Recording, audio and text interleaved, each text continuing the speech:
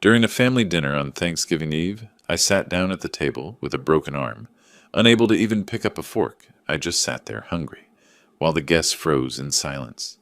My daughter calmly said, "My husband taught him a lesson," he proudly shouted. "The old man thought he was the boss here, so I proved him wrong." I just smiled. But 10 minutes later, the doorbell rang, and he panicked. A father's revenge always comes unexpectedly, and justice does not forgive traitors. Before we continue, please subscribe to the channel and write in the comments what time it is where you are now. The doorbell cut through my concentration like a blade. I'd been sorting through old Coast Guard investigation files, lost in the methodical work of organizing 2 decades of maritime incident reports. The afternoon light slanted through my study window, dust motes swimming in the beam. I wasn't expecting anyone. Lula stood on my porch, arms spread wide for an embrace that felt rehearsed. "Dad! Surprise!" Ralph lingered behind her, eyes fixed on his phone screen. He glanced up briefly when I stepped back to let them inside. "Hope we're not interrupting, Mr. Gray." The formality always grated. We'd known each other 7 years now. "Lula, Ralph, come in." My living room still carried the maritime photographs I'd collected over 30 years. Lighthouses, cargo vessels, the USS Constitution. My leather chair sat angled toward the window where I could watch the street. They settled onto the couch while I remained standing, waiting for the explanation I knew was coming. "We have something for you." Lula pulled a cream-colored envelope from her oversized purse, sliding it across my coffee table. The brochures inside gleamed with tropical blues and whites. Caribbean Pearl, 7-day cruise, 3 passengers, a cruise. I picked up the materials, studying them with the same attention I'd once given suspicious cargo manifests. "That's quite an investment." "You deserve it, Dad." "We've been planning this for weeks." Her smile stretched too wide, like fabric pulled past its limit. Ralph leaned forward, elbows on his knees. "Your birthday only comes once a year. We wanted to do something meaningful." I set the brochures down with deliberate care. "You're both very generous, though I seem to remember a conversation about car repairs 6 months back." Lula's laugh came out brittle. "That's taken care of. We've been saving specifically for this. Right, Ralph?" "Absolutely." Ralph's response arrived too quickly, a man reciting prepared lines. "Insurance business has been solid lately. We wanted to show our appreciation for everything you've done." The words felt hollow. I knew Ralph's agency barely covered their mortgage.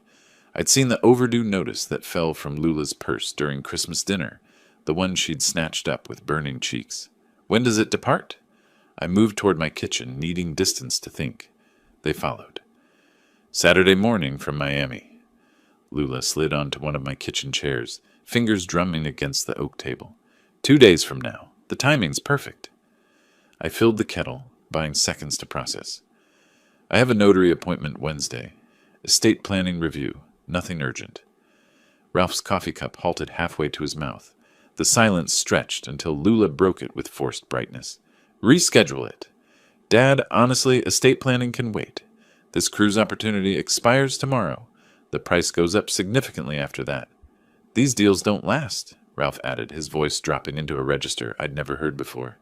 Something cold lived in those words. I turned to face them, leaning against my counter. "When exactly did you book this?" Lula's gaze darted to Ralph before answering. "Last week. We wanted it to be a complete surprise." "Last week," I repeated, letting the timeline hang between us, before confirming I was available. "We knew you'd be available, Dad." Bitterness crept into her tone. "You're always available. It's not like you have anything else demanding your time." The accusation landed harder than she'd probably intended. Ralph shot her a warning glance, but the damage was done. She flushed, looking away. I poured water into 3 mugs, the domestic ritual giving me space to consider. My daughter wanted me on a cruise ship. My son-in-law watched me with eyes that measured rather than welcomed. A notary appointment had triggered visible tension. "Fine," I said finally. "I'll go." Lula's relief looked genuine, which somehow made it more troubling. "Really? Oh, Dad, you're going to love it. Quality time together, just the 3 of us." Ralph stood immediately, already moving toward my front door. "We'll send you all the details tonight. Departure is 9 a.m. sharp from Miami port. Don't be late." I followed them out, watching as they descended my porch steps.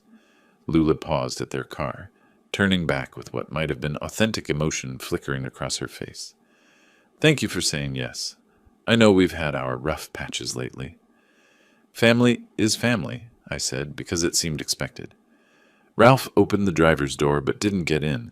Instead, he stood looking back at my house, studying it with an expression I couldn't decipher. Assessment? Inventory? His gaze swept across the windows, the small balcony, the neat landscaping I maintained myself. Then his attention shifted to me, and something in his face made my investigator on instincts flare. They drove away. I remained at my door, hand resting against the frame, though the August afternoon was warm. A coldness had settled into my chest that had nothing to do with temperature. Inside, I returned to my study. The Coast Guard files lay scattered across my desk. Incident reports, witness statements, evidence photographs. 3 decades of investigating maritime accidents had taught me to recognize patterns, to trust when details didn't align properly. I pulled a small notebook from my drawer, the kind I'd carried during active investigations. My hand moved automatically, documenting what I'd observed. The expensive envelope, Ralph's 4 glances at his watch, Lula's trembling fingers, their reaction to the notary mention, the planned cabin locations I'd glimpsed on the passenger list. The evening light faded while I worked. When I finally moved to pack, I selected clothes methodically. Casual shirts, comfortable pants, nothing that would draw attention. The notebook went into my bag's side pocket, a habit from decades of fieldwork. I sat on my bed, staring at the packed luggage. My hand moved to the notebook again, pulling it out. I wrote one final observation before sleep. They need me on that ship specifically. The question is why. The highway stretched ahead, pre-dawn darkness giving way to gray. I'd left Clearwater at 7, thermos of coffee secured in the cup holder, GPS showing Miami port coordinates. The notebook sat in my passenger seat where I could glance at it during straight stretches, my observations from Thursday still visible in the dim interior light. Traffic thickened as I approached Miami. By the time I reached the port terminal at 11:30, the parking structure was already half full. I grabbed my bag, locked my truck, and headed toward the chaos of departure day. Families swarmed the check-in area. Children shrieked with excitement. Elderly couples shuffled forward with matching luggage. I scanned the crowd systematically, old habits asserting themselves. "Dad!" Lula's wave cut through the noise. She stood near the priority boarding sign, but Ralph was turned away, phone pressed tight against his ear. His shoulders carried tension like physical weight. I approached slowly, watching. Ralph's free hand gestured sharply, then froze when he noticed me. The call ended abruptly. "Work trouble?" I asked. "Insurance claim?" He pocketed the phone with controlled movement. "Nothing that can't wait until we're back." Lula linked her arm through mine, steering me toward the check-in counter.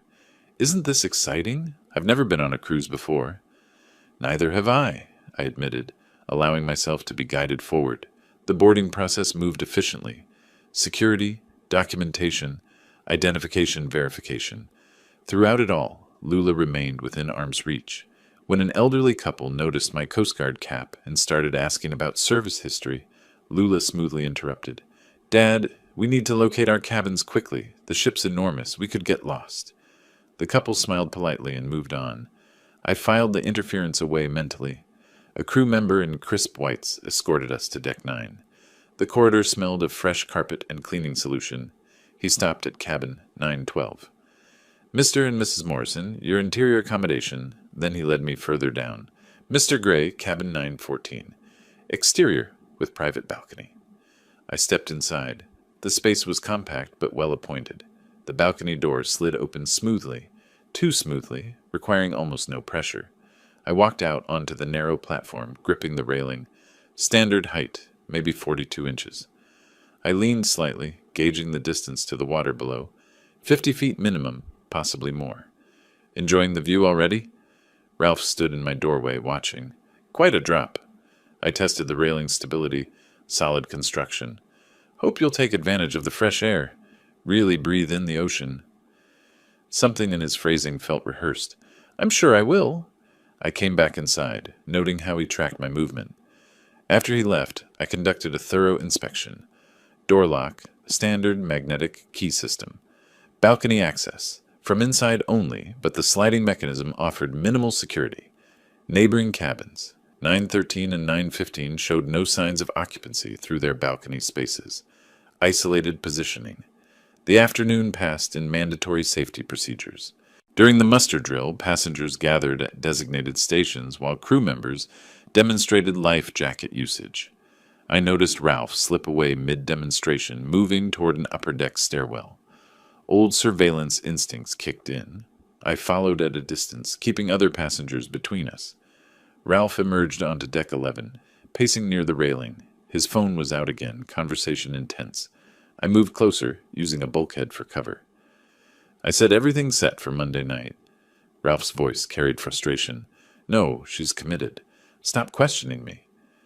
He turned suddenly. Our eyes met. Whatever he read in my expression made his jaw tighten. Captain concerns? I asked, gesturing toward his phone. Insurance company. Always some crisis. He brushed past me, heading back down. I remained on deck 11, watching Miami's skyline recede as the ship began its departure. Monday night, 2 days away. The formal dining room that evening sparkled with chandeliers and white tablecloths. Ralph ordered a $30 cocktail, barely touched it. Lula picked at her salmon, pushing rice around her plate. Dessert arrived, chocolate mousse in crystal dishes. Ralph set down his untouched drink and leaned forward. That notary appointment you mentioned. What's the current status of your will? Lula's fork clattered against porcelain. Ralph? What kind of question is that? He ignored her, focus locked on me.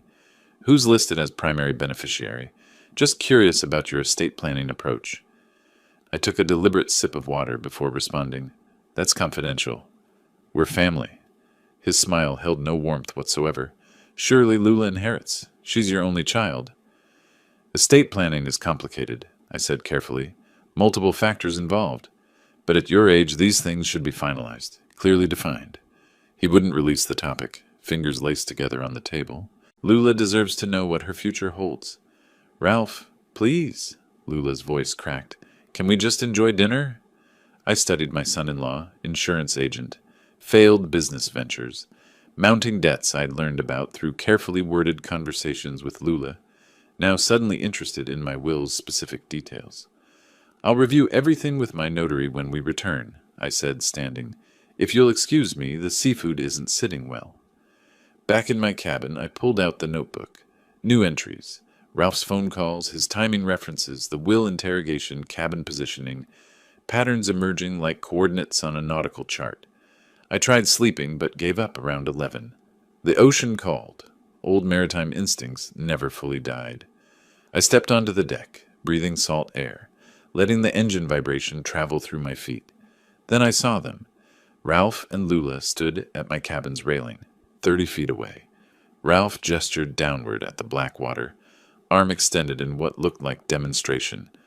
Lula hugged herself, nodding at whatever he was explaining. My footsteps made no sound on the rubberized deck. 20 feet away now. 15. Ralph turned, froze. Lula spun, hand flying to her chest. Couldn't sleep? My voice carried across the space between us. Dad, you startled us badly. She moved away from the railing like it had burned her. Ralph recovered faster. Just getting air, enjoying the night view. I walked to where they'd been standing, looked down. Moonlight revealed dark water, endless and deep. No lights below, no witnesses up here. Quite a perspective from this height. We should return to our cabin, Lula said quickly. It's late. I think I'll stay a while. I gripped the railing where Ralph's hand had been moments before. The ocean at night has always fascinated me. Ralph took Lula's elbow with visible pressure. She needs rest. Early excursion tomorrow in Nassau. I didn't book any excursion, I noted, because you should take it easy, relax on the ship. Lula's words tumbled out too fast. They left. I remained at the railing, studying the drop, the isolation, the strategic positioning of everything. Monday night, Ralph had said on the phone. 2 days from now. Inside my cabin, I moved deliberately. The chair from the desk went against the balcony door, wedged under the handle. Phone alarm set for 6 a.m. Notebook open on the nightstand. I sat on the bed, pen in hand, writing everything down. The timeline, the evidence, The growing certainty that my daughter and her husband had brought me here for a specific, terrible reason. My hand moved across the page. Monday night, 2 days. I underlined it twice. Sleep never came. I'd lain in bed staring at the ceiling until 4:30, then abandoned the pretense. By 6 I was dressed, the chair still wedged against the balcony door, like a barricade against inevitability. At 7 I walked the promenade deck with a coffee cup warming my hands, watching sunrise paint the Caribbean in shades of amber and rose. The deck was nearly empty, early risers doing laps for exercise, a young couple photographing dolphins. I positioned myself with my back to the ship's superstructure, clear sightlines in every direction, old defensive habits asserting themselves. Inspector Gray? I turned. The man in captain's whites studied me with the same intensity I'd once used inspecting his vessel. Recognition hit simultaneously. Captain Webb, I extended my hand. Marcus, isn't it? His grip was firm, but his eyes swept the deck continuously. 15 years. You recommended me for that safety commendation after inspecting Atlantic Venture. Your protocols earned it. The memories surfaced. A young officer obsessive about life jacket inspections, fire drill timing, emergency equipment placement. You've done well for yourself. Thanks to you. He stepped closer, glancing over his shoulder. His voice dropped until I had to lean in to hear. Wilbert, listen carefully. You need to leave this ship, any way possible. Your son-in-law is planning... Footsteps approached, rapid and deliberate. Ralph rounded the corner in jogging clothes, towel draped around his neck. His eyes locked onto us with immediate suspicion. Marcus released my forearm. I hadn't even registered he'd grabbed it, and straightened his uniform. Enjoy your breakfast, Mr. Gray. The formality was forced, his departure too abrupt to appear natural. Morning exercise, Wilbert? Ralph stopped beside me, breathing elevated but watching Marcus's retreating back. Just enjoying the sunrise. Friendly with the captain? The casual question carried weight I couldn't miss. We met professionally, years ago. He mentioned welcoming passengers. Part of his duties, I assume. Ralph wiped his face with the towel, studying me over the fabric. What was he saying to you? That the buffet opens at 7:30. I kept my voice level. Would you like to join me? His jaw tightened. He didn't believe me, but couldn't push without revealing his own suspicions. Lula's still sleeping. I'll see you at lunch. He jogged away, but not before looking back twice. I spent the afternoon near the pool pretending to read a paperback I'd found in the ship's library. The pages might as well have been blank. My mind catalogued movements, logged faces, tracked patterns. Ralph appeared around 3 with Lula, settling at a nearby table. An elderly gentleman in a Panama hat occupied the chair closest to them. Ralph ordered drinks. Then his voice rose slightly. Calculated projection. Terrible story I heard about last year's cruise season. Passenger went overboard at night. The elderly man looked up from his newspaper. How dreadful. Was he drinking? They think so. Ralph leaned back, too comfortable with the topic. Leaned over the railing to look at stars. One wrong move and you're in the water. At night, in the dark, the ship moves fast. You're left behind in minutes. They search, obviously, but... He trailed off with meaningful silence. My fingers tightened on the book's spine. This was rehearsal. Ralph was establishing the narrative for witnesses, planting the seed of how an old man might accidentally fall overboard. Lula sat rigid beside him, contributing nothing. Her hands clutched her phone like a lifeline. Reminds you to be careful, the elderly man said, returning to his paper. Absolutely. Ralph caught my eye across the deck, held it for 3 seconds, then looked away. I returned to my cabin before dinner, appetite gone. The chair remained wedged against the balcony door. I sat on the bed, opened my notebook, added today's observations, Marcus's warning, interrupted, Ralph's poolside performance, the timeline tightening. Hours passed. I tried eating crackers from the minibar, managed 2 before nausea stopped me. Not fear. I'd faced danger before. This was different. This was family. At 11:17, soft knocking. Through the peephole, Marcus alone, face pale in the corridor lighting. I opened the door. He slipped inside before I'd fully cleared the entrance, checking the hallway before closing it. I'm risking my command being here. His hands trembled as he spoke. But I can't let this happen. Sit down, start from the beginning. He remained standing, pacing the narrow space between bed and desk. Saturday night, early Sunday morning, actually, around 2, I was on the bridge checking navigation equipment, standard duty during overnight watch. He ran both hands through his hair. I heard voices below, on the deck directly beneath the bridge. Unusual for that hour. Go on. I recognized them. Your daughter and her husband. Marcus's voice cracked. They didn't know I was there. I moved to where I could hear without being seen. My hands remained steady on my knees. My voice was not. What did they say? Your son-in-law was discussing timing. He said tomorrow night, tonight, Sunday, wouldn't work. Too many variables. Monday would be better. Marcus met my eyes. The formal dinner. He said, we make sure he drinks plenty at dinner. Wine, after dinner drinks. Then we suggest going on deck for fresh air. Stars are beautiful tonight. Perfect photo opportunity. Those were his exact words. The cabin felt smaller, colder. Then he said, Marcus swallowed hard.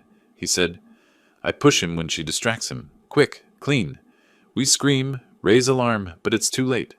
Ocean's too big at night. And my daughter? I had to ask, though I already knew. Marcus's expression held genuine pain. She asked, what if someone saw? He laughed, actually laughed, and told her nobody would be on deck during dinner. And even if someone noticed, you'd be the grieving family. He was drunk, celebrating his birthday, got careless. Tragic accident.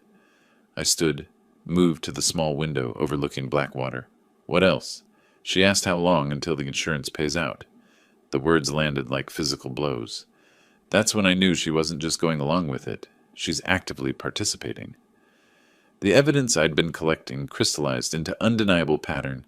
The sudden cruise gift, the separate cabin with balcony access, Ralph's questions about my will, tonight's poolside story establishing the accidental narrative. All of it deliberate, all of it planned. Why tell me? I turned to face him. You could lose everything. 15 years ago, you could have failed me on that inspection. One bad report would have ended my career before it started. Marcus's voice steadied. But you were fair. You saw I was trying to do things right, and you gave me that chance. You earned it?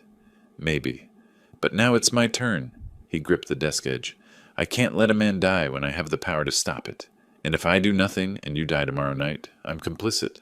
That's criminal negligence at minimum. I sat back down, processing logistics. What are you suggesting? Get you off this ship before tomorrow night. Marcus pulled out his phone. I have contacts. Maritime networks run deep. If I can arrange a passenger transfer in the middle of the ocean? Medical emergency. It's been done. He scrolled through contacts. There are protocols. Another vessel, a transfer at sea. It's risky, but not impossible. You'd do that? Marcus looked up from his phone. I'd do more than that to prevent a murder on my ship. Will you trust me? I thought of Lula as a child. Gap-toothed smile, scraped knees, absolute faith that her father could fix anything. I thought of Ralph's cold calculation. I thought of tomorrow night. Dark water, a scream that would come too late. Yes, I said. I'll trust you. Give me 30 minutes. Marcus moved toward the door. Stay in your cabin. Don't open it for anyone but me. His hand rested on the handle. He turned back, jaw set with determination. I'll find a way, Wilbert. I promise. The door closed behind him. I was alone again, staring at the chair barricading the balcony door. I checked my watch. 11:48. Tomorrow night was the planned murder. I had less than 24 hours. I opened my notebook to a fresh page and wrote, Monday night formal dinner, approximately 24 hours. Then I sat on the bed and waited. 28 minutes. I counted them in the silence, unable to sit, unable to think beyond the ticking seconds. I paced the cabin's narrow length, 6 steps wall to wall, examining the family photograph I'd brought. Lula, at 8 years old, missing front tooth, my arm around her shoulders. That child had trusted me completely. The woman who replaced her wanted me dead. Soft knocking pulled me from the photograph. I opened the door before Marcus finished the second knock. I found a way. He entered quickly, checking the corridor one final time before closing us in. This time he sat, perching on the desk chair with forward lean that suggested barely contained energy. There's a cargo vessel 15 nautical miles north. Nordic Star, heading to Nassau for port calls tomorrow afternoon. I contacted the captain, Thomas Brennan, worked together on shipping routes 5 years ago. You told him? Enough. Medical emergency requiring immediate transfer to a vessel with better medical facilities. He didn't ask questions. Marcus pulled a small notepad from his uniform pocket, consulting handwritten notes. Here's how this works. Around 3 this morning, we move you to the medical bay. The cover story is severe food poisoning, specifically suspected bacterial contamination from yesterday's raw oyster bar. That explains isolation, need for advanced care, and why you can't have visitors. I absorbed the logistics professionally. Won't Ralph and Lula demand to see me? Standard quarantine protocol. Food poisoning is contagious until we rule out certain bacteria. They can't visit sick passengers during isolation period. His confidence was reassuring. By the time we dock in Nassau tomorrow afternoon, and they realize you're not in medical bay, you'll already be there waiting for them. What about your career? Marcus's jaw tightened. If this goes wrong and you die, I'm complicit in murder. I heard the plan and did nothing. That's negligence, possibly accessory after the fact. I'd rather risk my command than live with that. You're putting yourself in danger for me? You gave me my career. I'm trying to save your life. We're even. He checked his watch. We have 2 hours before we execute. Pack minimally. Personal documents, wallet, phone. Nothing that would suggest permanent departure. We need Ralph and Lula to believe you're returning after medical treatment. I moved automatically, pulling items from my bag. Passport, wallet, phone charger, the notebook with all my observations. Then I stopped at the desk, pulled out the hotel stationery I'd noticed earlier. What should I tell them? Pen hovering over blank paper. Keep it simple. You felt ill. Transferred for better medical care. You'll meet them in Nassau. I wrote the first version, then crossed it out. Too cold. The second attempt had too much detail. Suspicious. The third achieved the necessary false normalcy. Lula woke up feeling terrible around 2 a.m. Must have been the seafood at dinner. The ship's doctor recommended transferring me to another vessel with better medical facilities. Don't worry about me. I'll meet you when we dock in Nassau tomorrow. Rest and enjoy the cruise. My hand hesitated over the closing. Marcus watched without speaking. I finished. Love, Dad. The word felt like betrayal, but maintaining cover required authenticity. I folded the note, wrote Lula on the outside. I'll make sure she gets this after you're gone. Marcus pocketed it carefully. The doctor and a medical assistant will come at 3. Play along. You're ill but not critical. Weak, nauseous, but stable enough for transfer. Can you do that? I've spent 30 years reading body language. Projecting it isn't difficult. Good. He stood. I need to coordinate with Nordic Star's captain, inform our medical staff, and arrange the tender. Lock this door behind me. Don't open it for anyone except me, the doctor, or someone who says, Inspector Gray, it's time for your breakfast. That's the password?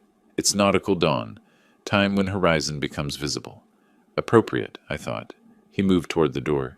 Try to rest. You'll need your strength. After he left, I sat on the bed with the family photograph. 3 decades of investigation work had taught me to read people, to see through deception, to follow evidence where it led. All that training, and I'd missed the signs with my own daughter until it was nearly too late. I set the photo face down and prepared to survive. At 2:57, the password came through the door. Inspector Gray, it's time for your breakfast. The ship's doctor entered first, middle-aged woman with efficient movements and kind eyes. Behind her, a younger medical assistant wheeled a transport chair. Mr. Gray, I'm Dr. Patel. The captain explained your symptoms. She took my pulse. Professional, but not invasive. We're transferring you to Nordic Star. They have more advanced diagnostic equipment for suspected bacterial food poisoning. Thank you. I let my voice weaken, shoulders slump. Into the chair, please. We'll get you comfortable. I settled into the wheelchair, accepting the blanket the assistant draped over my lap. Dr. Patel checked my forehead temperature. I'd splashed cold water on my face minutes before, creating clammy skin. Fever's moderate, consistent with foodborne illness. She made notes on a tablet. Let's get you to medical bay first, then we'll prepare for transfer. They wheeled me through corridors I'd never seen. Service passages, crew-only areas marked with security keypads. The ship felt different here. Utilitarian and functional, rather than luxurious. We passed night shift workers who nodded respectfully at the doctor and looked away from me out of courtesy for my illness. The medical bay smelled of antiseptic and clean linens. They transferred me to an examination bed, took blood pressure readings for appearance's sake, documented everything with professional thoroughness. Marcus arrived at 4:10. Nordic Star is in position. C state is favorable for transfer. Dr. Patel, is the patient stable? Stable enough. She checked her notes. I've contacted their medical officer. They're prepared to receive him. Then let's proceed. The journey to the lower deck tender platform felt surreal, moving through the ship's belly while passengers slept above, unaware. The medical assistant helped me back into the wheelchair. We took a service elevator down, then emerged onto an open platform where the sea breeze hit me with salt spray and diesel fumes. The tender boat waited, small crew in orange safety vests. In the distance, Nordic Star's lights created a constellation against the dark water. Carefully now. They helped me from wheelchair to tender, maintaining the pretense of illness even here where only crew could see. Dr. Patel handed paperwork to the tender operator, medical transfer documents, making everything official. Marcus gripped my shoulder briefly. Nordic Star's captain will take good care of you. Stay in Nassau until this ship docks tomorrow. Then decide your next move. I will. Thank you, Marcus. Send word when you're safe. He stepped back. The tender's engine growled to life. We pulled away from Caribbean Pearl, all that luxury and elegance now housing my daughter who planned my murder. The tender crossed the gap between vessels efficiently, riding swells with practiced ease. Nordic Star grew larger, industrial and weather-beaten, nothing like the cruise ship's polish. Their crew waited at the transfer platform, helping me aboard with rough kindness. The tender departed immediately, returning to Caribbean Pearl before dawn could expose the operation. I stood on Nordic Star's deck, no longer pretending weakness. The cargo ship's captain approached, stocky man with gray beard, assessing eyes. Thomas Brennan, Marcus explained enough. He didn't offer his hand. Medical emergency, you said. But you don't move like a sick man now that you're aboard my ship. The illness was strategic, I assumed. Maritime Network shares stories. Marcus Webb doesn't lie, so whatever reason you had for that emergency transfer, I trust it was necessary. He gestured toward the bridge. We dock in Nassau at 1400 hours. You're welcome to stay in one of our spare cabins until then. Coffee's terrible, but it's hot. I appreciate the discretion. I appreciate honest men. Marcus is one. I'm assuming you are too. He turned toward the companionway. Get some rest, Mr. Gray. Nassau's still 8 hours away. I didn't rest. I stood at Nordic Star's railing, watching Caribbean Pearl's lights recede into darkness, becoming indistinguishable from stars reflected on water. Dawn lightened the eastern horizon gradually, painting the sky in layers, deep purple, then navy, then pale blue touching gold. The industrial engine vibration traveled through my feet, familiar from decades of Coast Guard inspections. This ship smelled of diesel and honest labor, nothing like Caribbean Pearl's manufactured luxury. I pulled out my notebook, opened to a fresh page. My hand moved with deliberate precision. Evidence needed: insurance policy documentation, financial motive records, witness testimony, Marcus Webb, physical evidence, cabin positioning, planned timeline. Below that, I wrote one word and underlined it twice. Nassau. Nordic Star's horn sounded deep, resonant, purposeful. We were making good time. I'd be in Nassau before Caribbean Pearl docked that afternoon. I'd be waiting when they arrived, expecting to find me either dead or missing. They'd find neither. They'd find something far worse. I closed the notebook, the word Nassau underlined twice, staring back at me. Dawn had fully broken now, painting the water in copper and gold. The cargo ship's bridge rose behind me, Captain Brennan visible through the windows checking instruments. I needed legal counsel. Now. Brennan looked up when I entered. Something you need, Mr. Gray? Satellite phone. I'll pay for the call. He studied me briefly, then gestured toward the communications panel. Help yourself. No charge. The number came from memory. Harriet Donovan, maritime attorney I'd worked with 15 years ago on Coast Guard injury cases. She'd been sharp then. Probably sharper now. 3 rings. Harriet Donovan. Harriet. Wilbert Gray. Coast Guard inspection cases 2010. Brief silence. Wilbert, it's been years. What's happened? My daughter and son-in-law attempted to murder me last night. I escaped with help from a ship's captain. I need legal advice immediately. Her voice shifted. Still professional, but focused now. Start from the beginning. Facts only. I gave her the compressed version.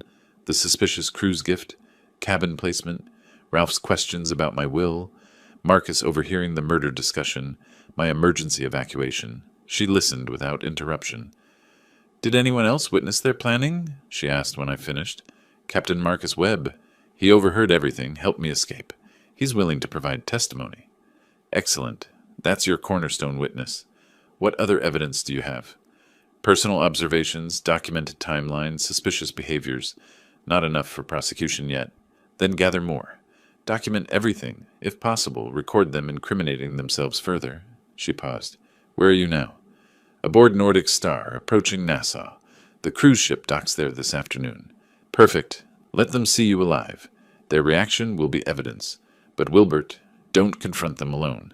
Stay visible, stay protected. Her tone sharpened. And find yourself a good investigator in Nassau. You'll need surveillance capability. You have recommendations? James Cromwell, former Bahamian police, now private practice. I'll text you his contact information. Keys clicked in the background. Call me after you've met with him. We'll build this case properly. Nassau materialized through morning haze. Pastel buildings climbing hillsides. Cruise terminals sprawling along the waterfront. Nordic Star docked at the cargo facility around 8, industrial and efficient. I disembarked with my small bag, feeling oddly exposed on solid ground. The CAF, Cromwell suggested, sat between cargo operations and tourist areas, neutral territory. He was already there when I arrived, coffee untouched, eyes tracking my approach with professional assessment. Mr. Gray, he didn't stand. Harriet speaks highly of you. I sat across from him. She said you're trustworthy. Depends on the job. He leaned back, fingers laced. She mentioned family trouble. Murder plot. Want to explain? I did, watching his expression remain neutral throughout. When I finished, he asked 3 sharp questions about timing, cabin locations, and Marcus's exact testimony. Then he nodded. You want surveillance, specifically recording their reaction when they discover you're not dead. And not sick, and waiting for them in Nassau. Risky. They might try again. They'll try regardless. I want documentation of their continued intent. Cromwell pulled out his phone, scrolled through contacts. I have someone inside Caribbean Pearl's crew. Steward on the upper decks. Good man. Needs money for his daughter's medical bills. For 2,000 cash, he'll install a camera in your cabin before your family discovers you're gone. I counted out bills from my emergency funds. Wireless feed? Cloud encrypted. You'll have access within the hour. He pocketed the money efficiently. Stay here. I'll coordinate installation. The next 90 minutes stretched. I drank coffee that tasted like rust. Watched cruise ships maneuver in the harbor. My phone buzzed. Cromwell's text with login credentials. I opened the surveillance app, saw my former cabin in real time. Empty bed. Barricaded balcony door still visible. Afternoon sunlight through the porthole. Around 1 o'clock, movement. The door opened. Ralph entered first, scanning the space like he expected ambush. Lula followed, holding a piece of paper. My note. The audio quality was surprisingly clear. Where is he? Ralph moved through the small space, checking the bathroom, the closet. Lula unfolded my note, read aloud. Woke up feeling terrible around 2 a.m. Transferred to another vessel with better medical facilities. Meet you in Nassau. Her voice wavered. He's really sick. We should find him. That cunning old fox. Ralph snatched the note, read it himself. How did he... He stopped mid-sentence, wheels turning behind his eyes. The plan failed. Lula sat heavily on the bed. What do we do now? Ralph paced, hands raking through his hair. I'd never seen him this agitated. We adapt. Nassau works better anyway. We can stage something there. Robbery gone wrong. Tourists get killed. It happens. Ralph, no. Maybe we should just what? He spun on her. Give up the money, the house, everything we planned. After 3 months of preparation, she flinched. I can't do this anymore. Yes, you can. He crouched in front of her, gripping her shoulders. Because if we don't, we lose everything. The debt collectors don't care about your feelings. I watched them, cataloging every word, every gesture. Cromwell appeared beside me, laptop open. Getting all this? I asked quietly. Every frame. That's premeditation and conspiracy, right there. He glanced at me. Your daughter seems conflicted. She's still complicit. My phone rang. Harriet, I answered, still watching the screen where Ralph was now checking the balcony door, testing its security. Wilbert, my research assistant, found something. Her voice carried grim satisfaction. 3 months ago, May 15th, a life insurance policy was taken out on you. $500,000. My chest tightened. I never signed any policy. I know. The signature's forged. I compared it to your actual signature from the Coast Guard documents. And the insuring agent? She paused for emphasis. Ralph Morrison, licensed agent with Maritime Benefit Insurance. He used his position. Exactly. Fast-tracked approval, listed your daughter as beneficiary to avoid suspicion. This isn't spontaneous desperation, Wilbert. This is calculated, premeditated murder for financial gain. On the screen, Ralph was leaving the cabin, Lula trailing behind him like a ghost. Their faces showed everything. Frustration, fear, determination. Send me the documentation, I said. Policy numbers, application copies, everything. Already done. Check your email. Harriet's tone softened slightly. How are you holding up? I'm functional. That's sufficient. After we disconnected, I reviewed the insurance documents on my phone. Ralph's handwriting on the agent notes, my forged signature on the application. Lula listed as sole beneficiary. 3 months of planning, reduced to paper trails and digital records. Cromwell closed his laptop. You've got enough for prosecution. Insurance fraud, conspiracy to commit murder, attempted murder, multiple felonies. Not yet. I met his eyes. I want them to incriminate themselves further. I want absolute certainty. They're planning another attempt in Nassau. That's dangerous. In public spaces with witnesses, they won't risk it. I checked my watch. Caribbean Pearl would dock in 45 minutes. Besides, I'm done hiding. Time they understood what they're actually dealing with. Cromwell studied me with professional curiosity. You're going to wait for them on the dock. I want to see their faces when they realize I'm alive and well. Bold strategy. Could backfire.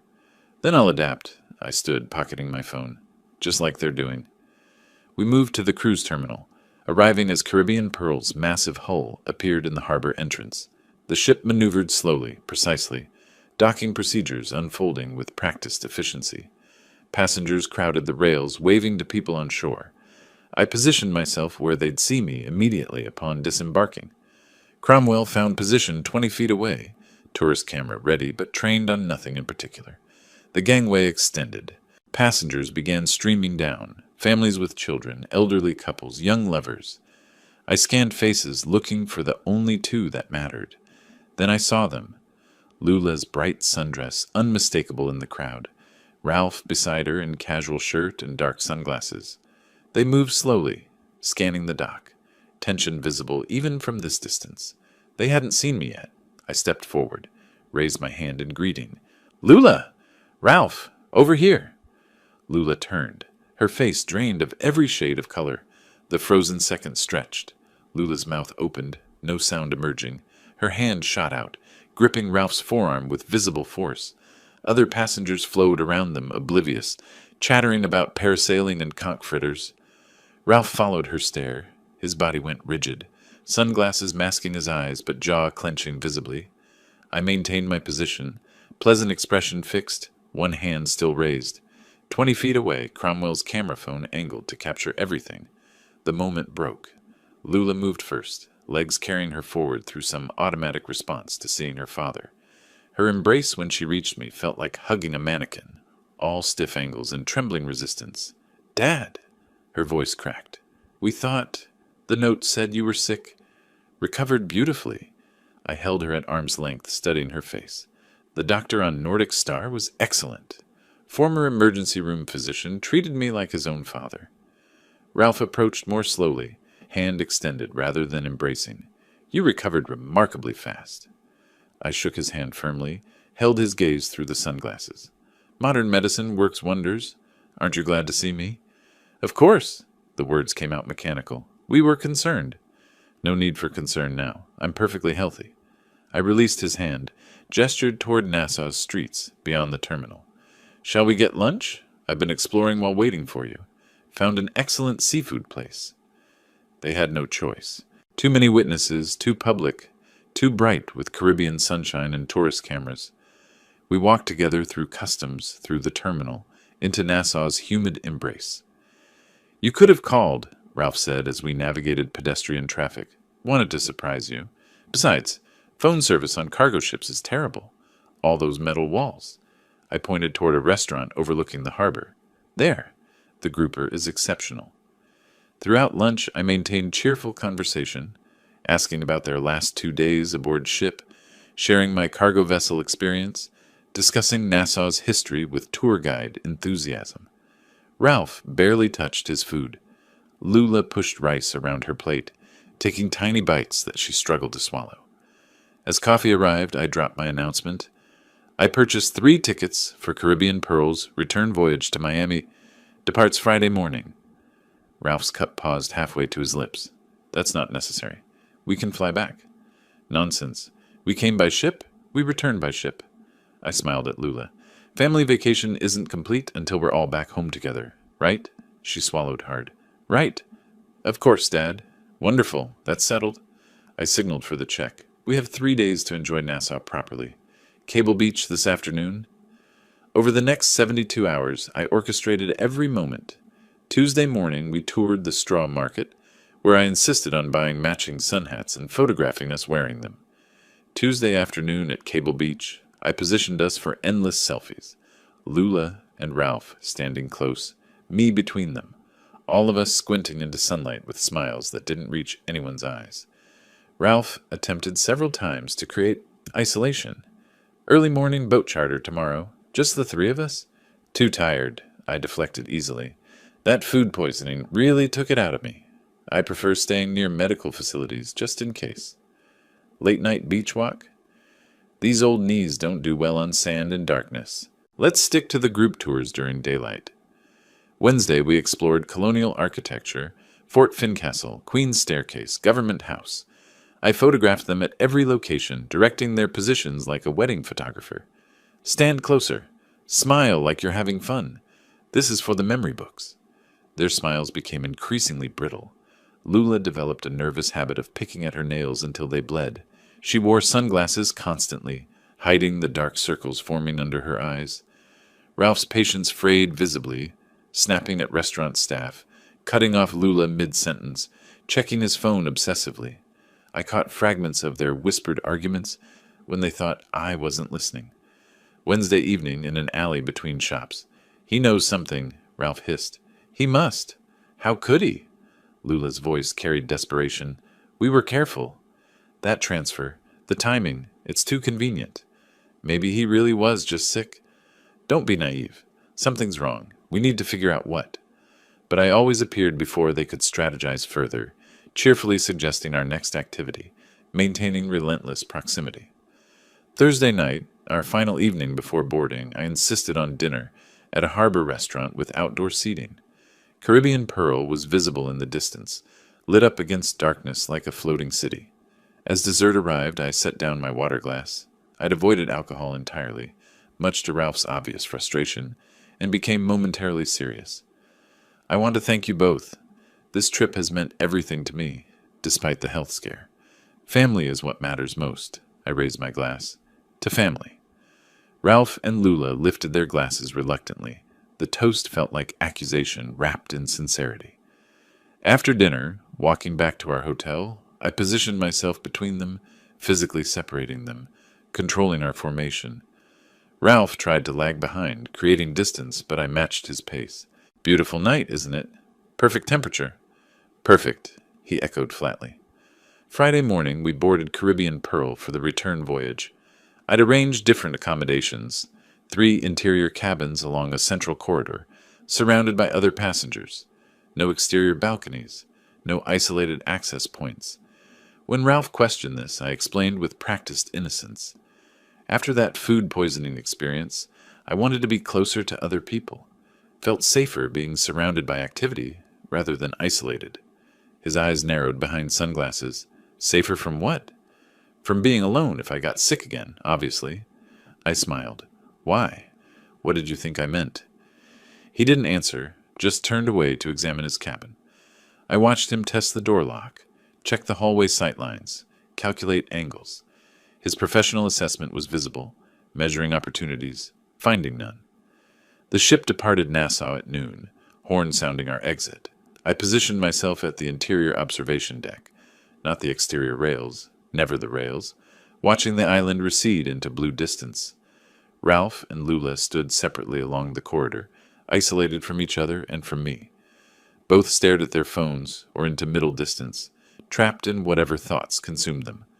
My phone buzzed, text from Harriet. Evidence package complete. Insurance fraud documentation, forged signatures, witness statements from Captain Webb, surveillance recordings from Nassau. Ready to proceed when you are. I pocketed the phone, turned away from the windows toward the ship's interior.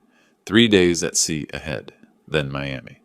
Then real consequences would begin. Walking past Ralph toward the dining room, his voice stopped me, low, barely audible. Enjoy dinner, Wilbert, while you can. I didn't turn back, didn't react, just continued walking.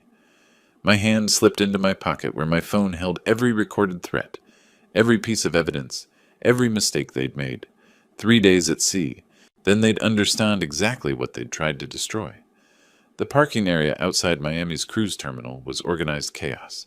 Families reuniting, luggage carts clattering, goodbyes echoing across asphalt. I stood beside my car, keys in hand, watching Ralph and Lula approach through the crowd.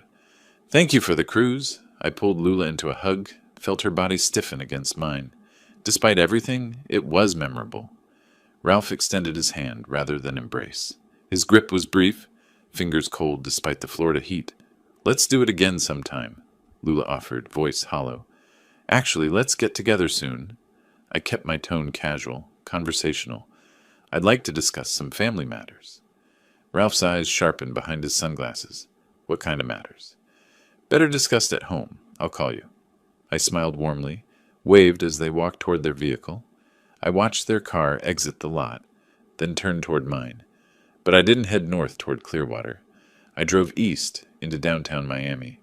Harriet Donovan's law office occupied the 10th floor of a glass tower, with Atlantic views. She'd been waiting, conference room prepared, coffee brewing, large monitor displaying files Cromwell had transmitted. Let's see what we have. She gestured toward the table where documents lay spread like evidence at a crime scene. She played the cabin recording first. Ralph's voice emerged clear through the speakers. Stage a robbery in Nassau. Tourists die here all the time. Single-party consent? I asked. Your cabin, your safety. Completely admissible. She switched to the insurance documents. And this is textbook fraud? My signature on the policy application looked similar to my actual signature. Same general shape. But the pressure points were wrong, the rhythm off. Ralph had practiced, but not enough. Compare it to your Coast Guard retirement papers. Harriet placed them side by side. See the difference in the capital G?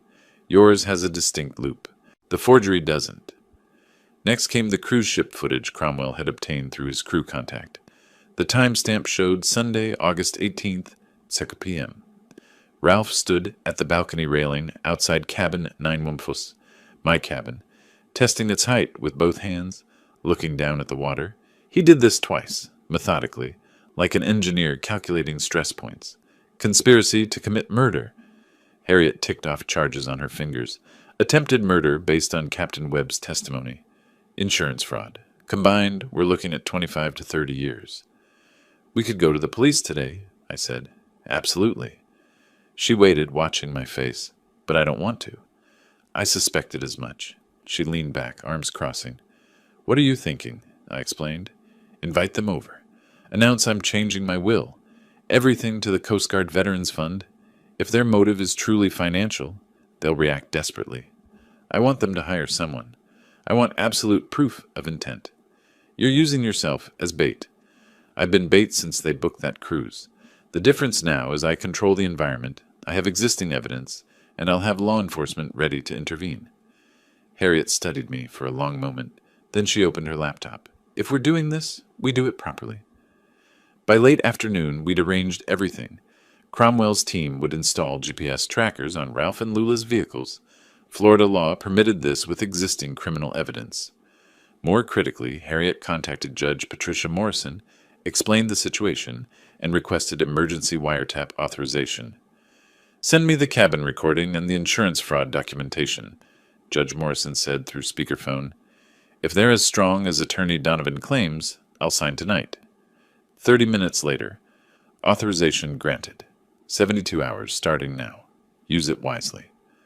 While Harriet coordinated with surveillance specialists, I sat reviewing Captain Marcus Webb's notarized statement. His handwriting was neat, his account precise, dates, times, exact quotes from what he'd overheard. A career ship captain's attention to detail translated into perfect witness testimony. "Security team is en route to your house," Harriet announced, ending a call. "They'll install cameras tonight while you're still here. Every room except bathroom. Legal requirement.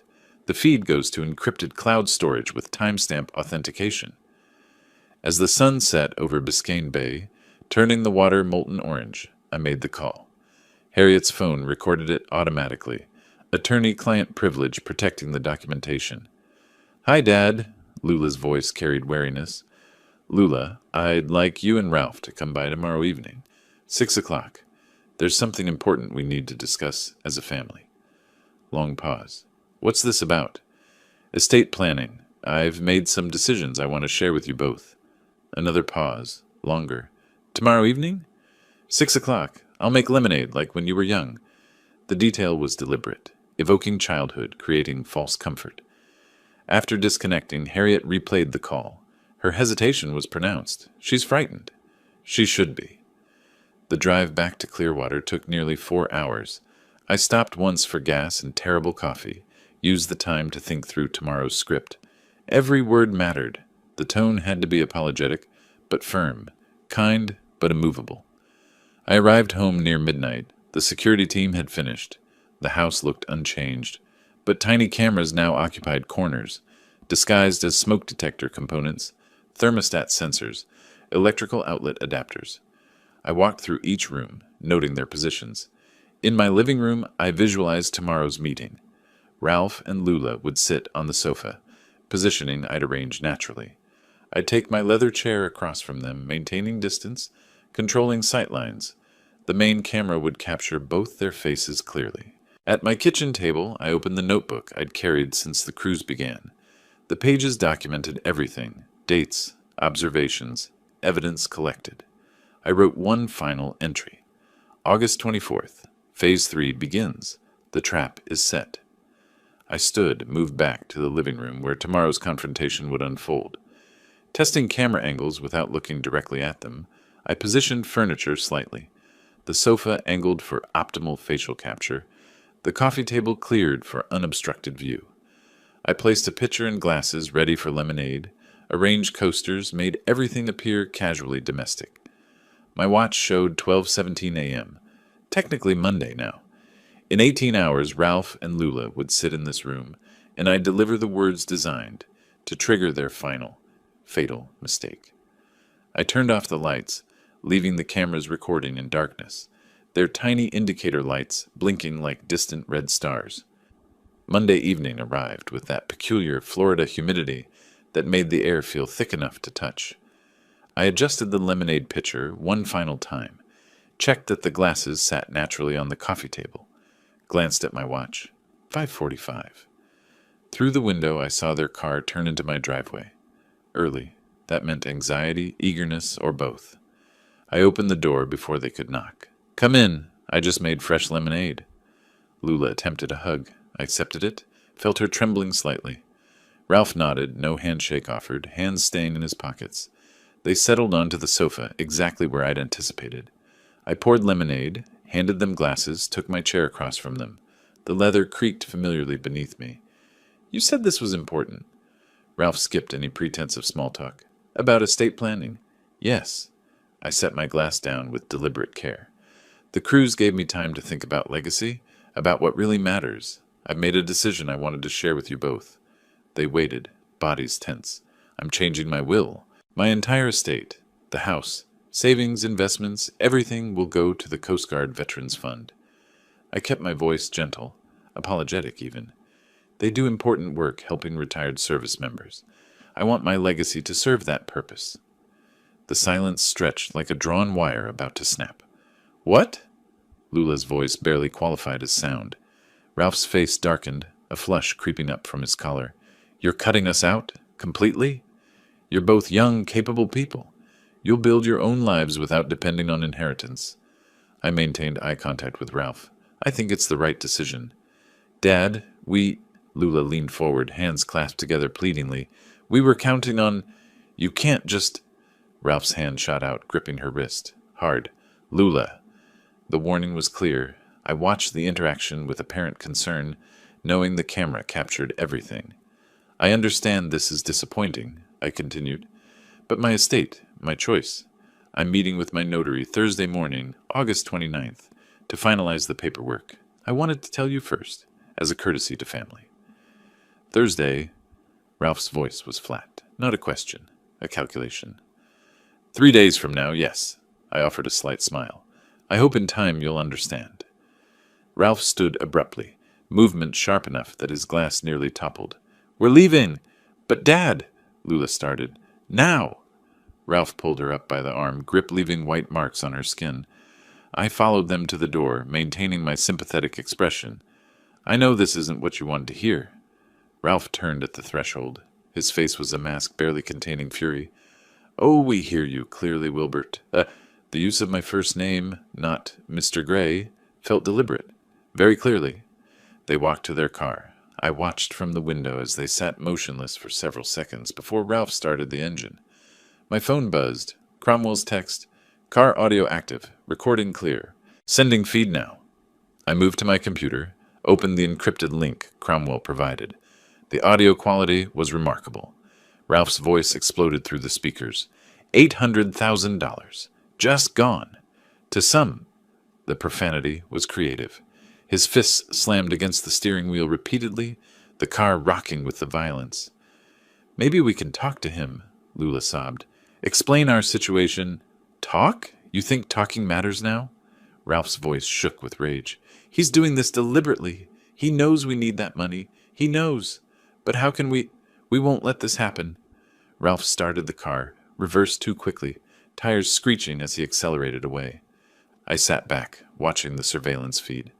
Cromwell's vehicle followed at discreet distance, maintaining visual contact. The next 2 hours passed slowly. I made dinner, grilled chicken, rice, green beans, ate mechanically while monitoring my phone. Around 8 p.m., it lit up with an alert from the wiretap system. Ralph's phone, active call. I opened the live transcript feed, watching text appear in real time as the conversation unfolded. Ralph, I need a job done. Fast. Before Thursday. Unknown. Male. What kind of job?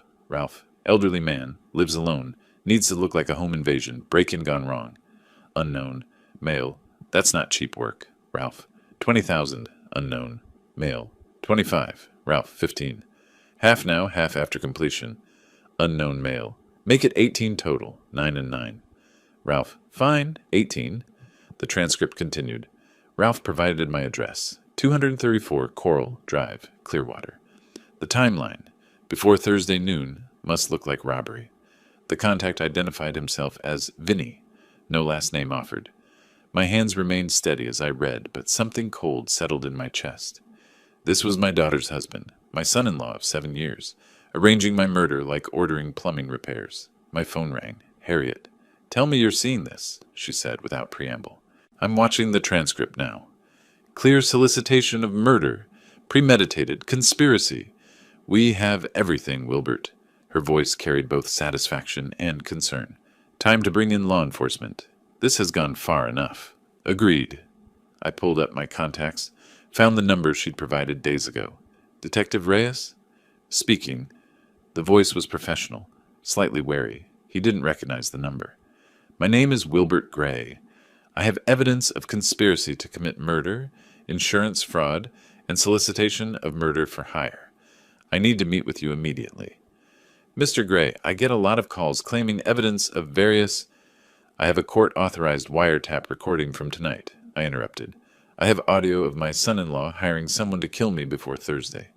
I have surveillance footage of him planning my murder on a cruise ship. I have a forged insurance policy for $500,000, and I have an attorney coordinating everything. Silence. Then, what's your attorney's name? Harriet Donovan, Maritime Law, based in Miami. I know Attorney Donovan. She's legitimate. His tone shifted. Tomorrow morning, 8 a.m., Pinellas County Sheriff's Office, Largo. Bring everything. After hanging up, I sat in my living room's dim light. The camera indicator lights blinked steadily. Small red stars scattered across my ceiling.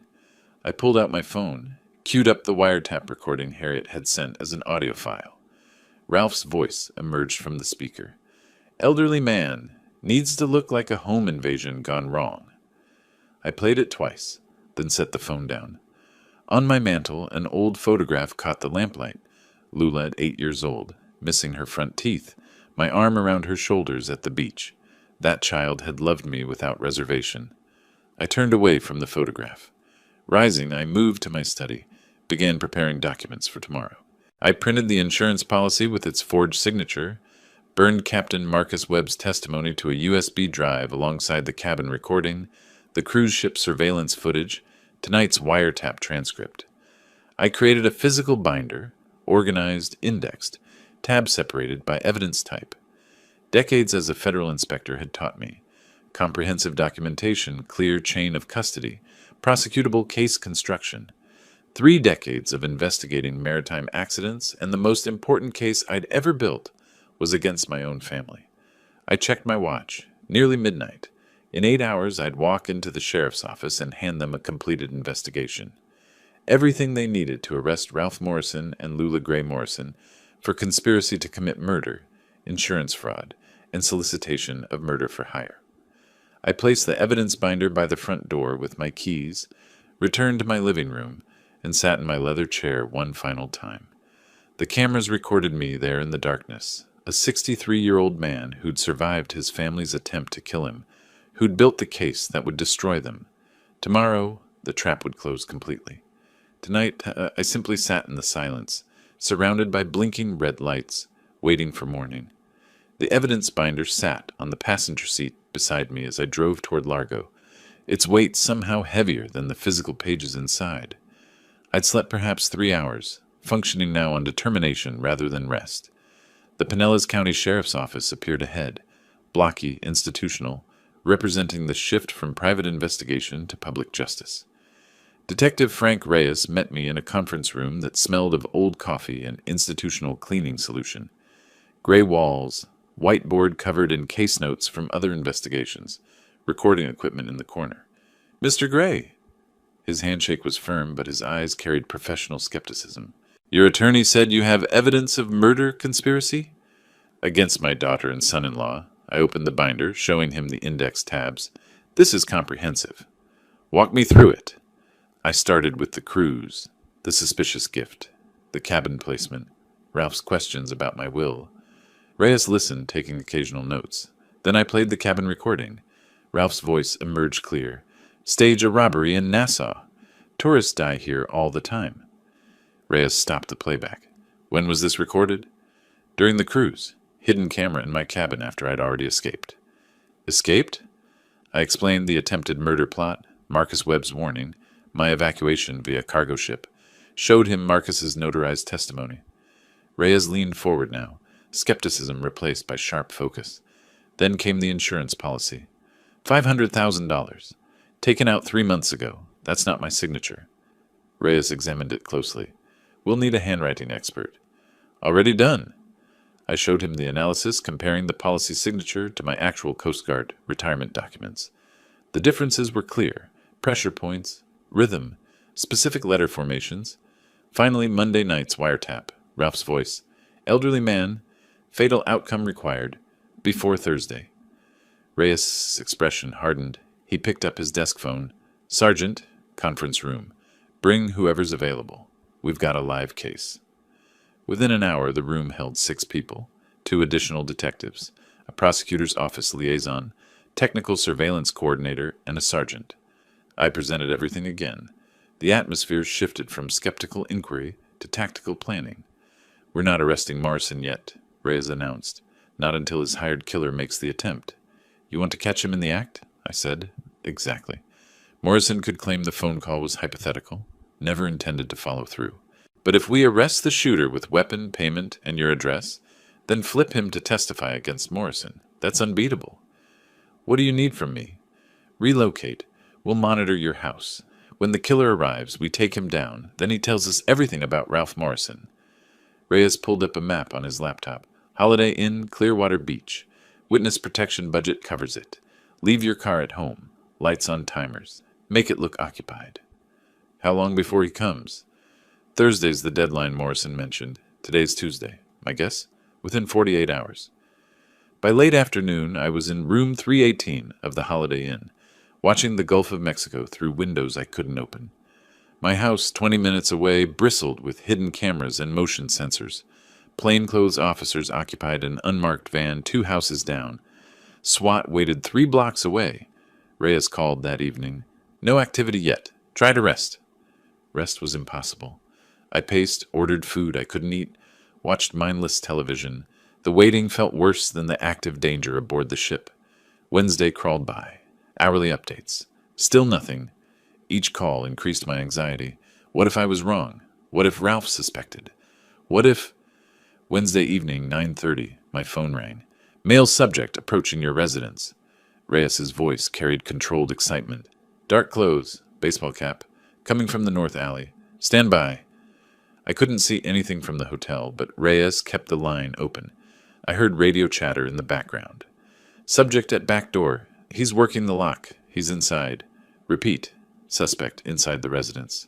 Give him 2 minutes, Reyes commanded someone. Let him commit fully.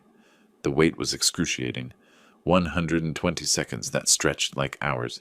Execute. Go, go, go. Through the phone I heard muffled shouting. Police! Show your hands. Then nothing. Silence. Then suspect in custody. Weapon secured. No shots fired. Reyes spoke directly to me. We got him. Vincent Cordero, 34, priors for assault. Had a loaded .38, cash in his pocket, and your address written on a piece of paper. Has he talked? Not yet, but he will.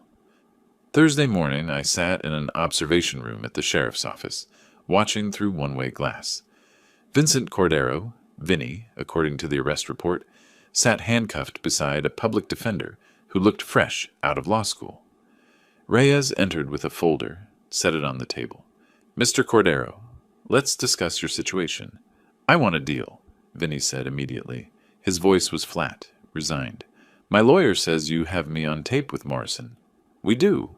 And we have mall surveillance footage of you receiving payment, and we caught you inside the victim's home with a loaded weapon. Reyes opened the folder. You're facing conspiracy to commit murder, attempted murder, breaking and entering with intent. That's 25 years minimum. Vinny's lawyer whispered in his ear. He nodded.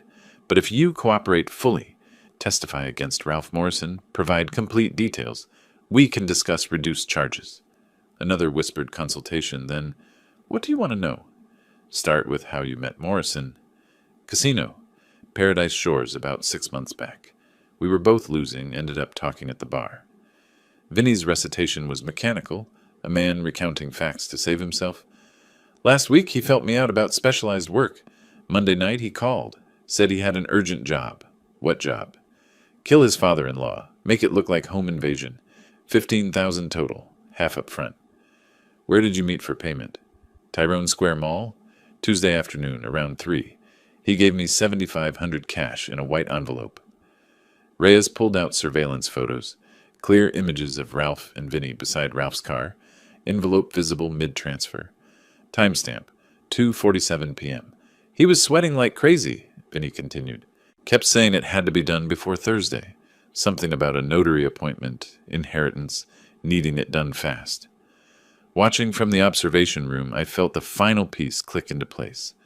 Ralph's desperation captured on video, his own hired killer, documenting every detail. Perfect. Reyes emerged 15 minutes later. He'll testify. He'll plead to lesser charges, but he'll give us Ralph Morrison gift-wrapped. What happens now? Now we prepare arrest warrants. Reyes checked his watch. Thursday morning, 6 a.m.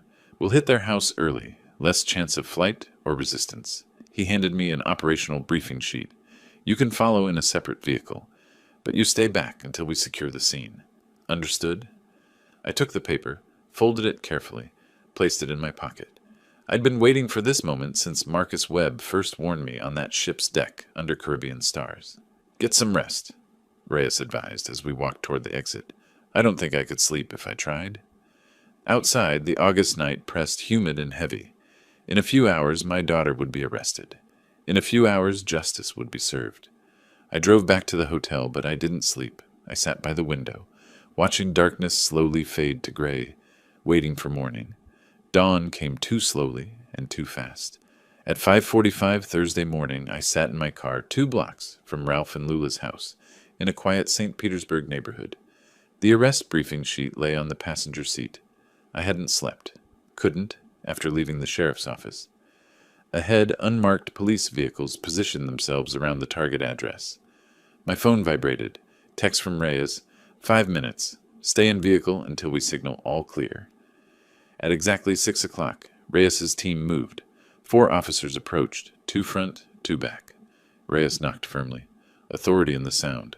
Lights flipped on inside. Another knock. Harder. Police! Open the door! The lock clicked. Door opened. Lula appeared in a bathrobe, hair disheveled, eyes squinting against the porch light. She saw badges. Her face transformed, color draining completely, hand flying to her mouth. What? What's happening? Ralph's voice from inside. Lula? Who? He appeared behind her, bare-chested sweatpants, and froze. His eyes widened, then narrowed with calculation. Ralph Morrison. Lula Gray Morrison. You're both under arrest. Reyes's voice allowed no argument. Hands where I can see them. For what? Ralph managed. Conspiracy to commit murder. Attempted murder. Insurance fraud. Solicitation of murder for hire. Each charge struck like a hammer blow. Lula swayed. An officer steadied her. Ralph's face cycled through expressions too quickly to track. Shock, denial, fury, calculation. There's been a mistake. You have the right to remain silent. Reyes continued reading Miranda rights as handcuffs clicked into place. Both of them. Neighbors' lights began glowing in windows up and down the street. As officers escorted them toward separate patrol cars, Lula spotted me standing by my vehicle. Dad! Daddy, please! Her voice broke into ragged crying. Tell them this is wrong. It was Ralph. He forced me. I swear I never wanted any of this. I remained silent. I'd heard her voice on those recordings, heard her ask about insurance payout timing, heard her agree to the plan. Dad, please, I'm your daughter. Officers held her back as she tried to reach me. Ralph saw me too, his expression twisting into pure hatred. You did this. You set us up. His voice rose to a roar. Say something. I met his eyes, but didn't respond. What could I say that the evidence hadn't already said? Reyes stepped between us. That's enough. In the car. They were placed in separate vehicles. Lula still crying. Ralph still shouting soundlessly through the window. Reyes approached me. That couldn't have been easy. No, but it was necessary. Want to observe the processing? I nodded. At the sheriff's office, Ralph and Lula were processed separately. Fingerprints, photographs, formal booking. In an interrogation room, Reyes presented the evidence to Ralph's hastily arrived attorney. The cabin recording, Ralph's voice discussing staging a robbery. The wiretap, complete murder solicitation. Vinnie Cordero's detailed statement. Mall surveillance video showing the envelope exchange. The forged insurance policy with signature analysis. Captain Marcus Webb's testimony about the ship plot. Cruise surveillance footage showing Ralph examining the railing outside my cabin. Ralph's attorney went pale, whispered urgently. Ralph's rigid composure finally shattered. He slumped forward, head in handcuffed hands. By mid-morning, formal charges were filed. The prosecutor, Assistant State Attorney Margaret Chen, held a press conference detailing the attempted family murder, the cruise ship plot, the foiled contract killing. Media descended. Cameras. Questions I refused to answer. The bail hearing came that afternoon. Given the severity of charges and flight risk, Judge Torres set bail high. Ralph, $250,000. Lula, $150,000. Neither could post it. They were remanded to Pinellas County Jail pending trial. Their attorneys immediately began discussing plea deals. The evidence was insurmountable. 2 weeks later, I sat in Harriet Donovan's Miami office signing final documents. The insurance company had voided the fraudulent policy. Harriet had filed a civil suit for damages, likely uncollectible, but officially recorded. I signed the new will.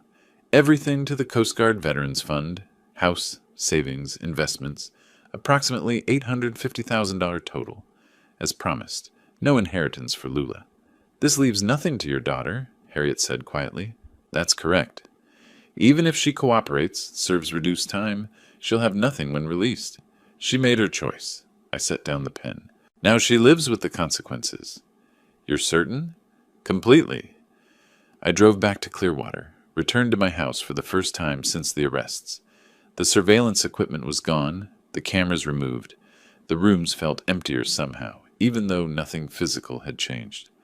I stood at my living room window, the same window where I'd watched Ralph and Lula leave after announcing the cruise, where hidden cameras had recorded Monday's confrontation, where I'd stood so many times over 30 years. The Gulf of Mexico stretched before me, unchanged. Same view, same afternoon sun glittering on water, same sound of waves against the shore. But everything else had transformed. My daughter was in jail awaiting trial. Her husband faced decades of imprisonment. The money I'd worked 30 years to accumulate would help veterans who'd served with honor instead of family who'd tried to murder me. On the mantel, that photograph of Lula at 8 years old still sat in its frame. Gap-toothed smile, my arm around her shoulders, a day at the beach before life became complicated. I picked it up, looked at it one final time, then set it face down. Some bridges once burned can't be rebuilt. Justice had been served. Cold, complete, necessary justice. Not the warm satisfaction of revenge, just the grim certainty that consequences had arrived where they belonged. I closed the blinds, turned away from the window, and continued living, which was more than Ralph and Lula had planned for me. If you liked this story, please like this video, subscribe to the channel, and share your impressions of this story in the comments. To listen to the next story, click on the box on the left. Thank you for watching.